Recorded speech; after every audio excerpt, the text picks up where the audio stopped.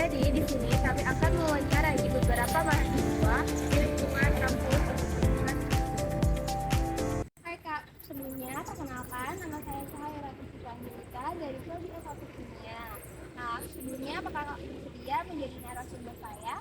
Saya bersedia. Nah, kalau begitu boleh Kakak perkenalkan diri? Perkenalkan, nama saya Dinda Agustina Rahmawati dengan NPM F1B025026, mahasiswa aktif semester 2 dari program studi S1 Kimia. Gini Kak, saya ingin menanyakan kepada Kakak, bagaimana seharusnya mahasiswa berperan dalam menjaga nilai demokrasi Pancasila?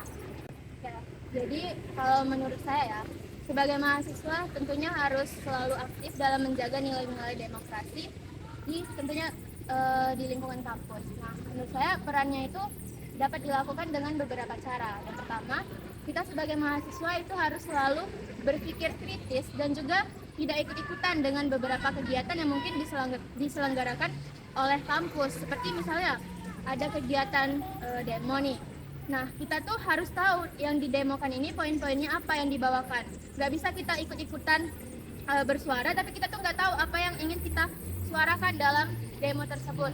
Yang kedua, kita harus selalu bisa menjadi contoh yang baik, baik di lingkungan kampus maupun di lingkungan masyarakat. Jadi menurut saya pribadi, seorang mahasiswa itu sangat bisa untuk menjadi kiblat contoh perilaku yang baik bagi pandangan masyarakat. Karena kalau kita berada di posisi masyarakat, kita melihat mahasiswa itu pasti kita dapat berpikiran bahwa mereka ini orang yang berilmu.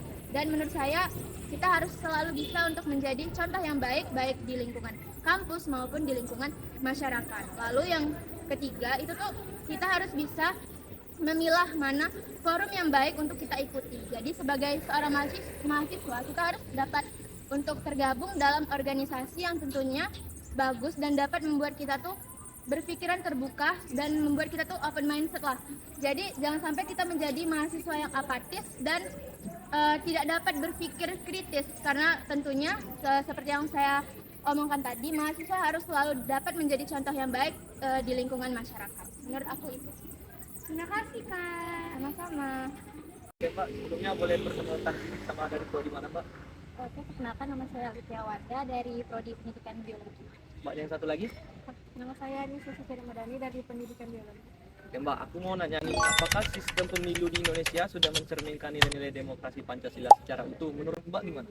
Kalau menurut Mbak, itu belum sepenuhnya. Sistem pemilu di Indonesia itu sudah memiliki prinsip kedaulatan rakyat, bebas memilih, sama adil dan rahasia. Itu sudah mencerminkan sila keempat. Nah, namun pada praktiknya itu masih ada tantangan seperti politik uang, terus partisipasi yang kurang merata, yang golput. Nah, jadi itu bisa dikatakan mencerminkan tetapi belum utuh. Oke. Mbak yang satunya lagi boleh Mbak? Tidak mencerminkan karena kadang-kadang juga ada yang nyogok kan.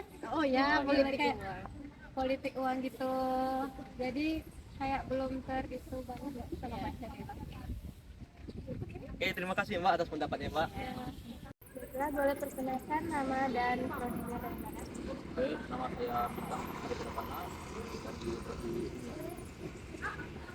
Di sini saya mau menanyakan apa tantangan terbesar dalam menerapkan demokrasi Pancasila di era digital dan media sosial saat ini. Bagaimana sih menurut Bintang sendiri? Oke, kalau menurut saya itu tantangan terbesarnya itu adalah banyaknya penyebaran berita hoax dan juga pertengkaran di media sosial. Karena menurut saya informasi yang bisa dibilang bohong itu lebih cepat menyebar daripada berita yang mengandung fakta. Nah, oleh sebab itu masyarakat itu di media sosial sangat sulit untuk saling menghargai. Jadi itu. Oke, terima kasih. Nah, jadi kami di sini memiliki narasumber berikutnya. Jadi boleh perkenalkan diri?